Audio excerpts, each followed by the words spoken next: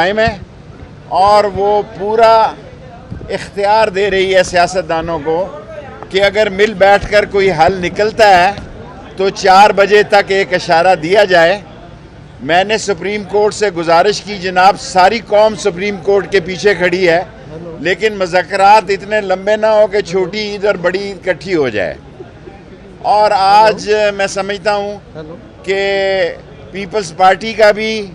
نون league کا بھی اور دوسری جماعتوں کا بھی، جماعت اسلامی کا، پی ٹی آئی کا رول بڑا واضح تھا، اور پی ٹی آئی کا یہ کہنا کہ آئین جو ہے وہ 90 دن کا پابند کرتا ہے اور 90 دن سے آگے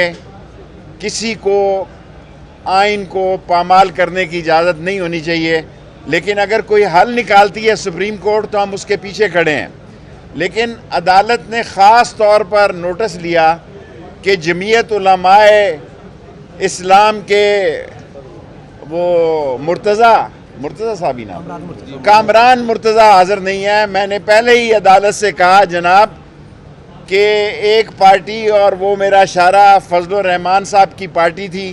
وہ نون لیگ نہیں نواز شریف لیگ کے اشارے پہ ایک مسئلہ پیدا کرنا چاہتے ہیں،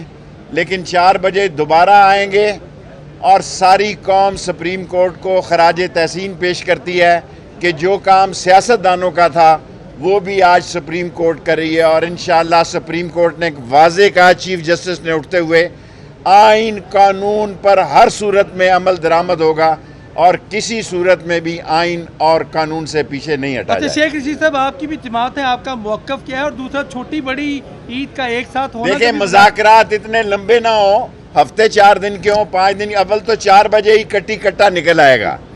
اگر 4 بجے کٹی کٹا نہ نکلے تو 5 دن عید کی چھٹیوں کے ہیں،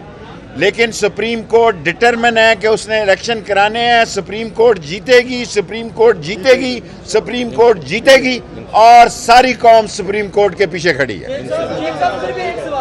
سیاسی اختلافات جو ہیں وہ کورٹ کے باہر بہت زیادہ نظر آتے ہیں، اور عوام سمجھتی ہے کہ سیاست میں میری جان اندر تو کوئی آپ اپنے سوال کا جواب خود ہی میری جان دیا۔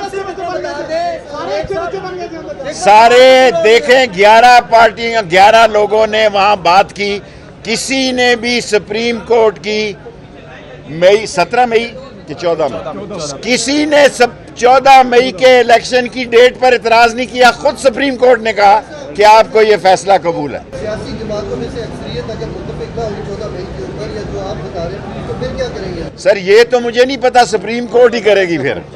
پھر یہ ہم چیف جسٹس صاحب کے ساتھ کھڑے ہیں، اور فضل الرحمان کیا کرے گا؟ اب صرف ایک بندہ رہ گیا اکلوتا فضل الرحمان، وہ کیا کرے گا، اور سپریم کورٹ کیا کرے گی، اور عوام اس کے ساتھ کیا کرے گی، یہ عید کے بعد فیصلہ۔ ایک آخری بات بتاتے جائیے گا اپنے تجربے کی روشنی میں کہ ہونے کیا، میں الیکشن ہوتے دیکھ رہا ہوں، میں سپریم کورٹ کا فیصلہ امپلیمنٹ ہوتا دیکھ رہا ہوں، میں عدلیہ کو جیتتا ہوا دیکھ رہا ہوں، اور میں ہر صورت میں دیکھ رہا ہوں کہ عدلیہ جیتے گی اور باقی ساری طاقتیں ہاریں گی۔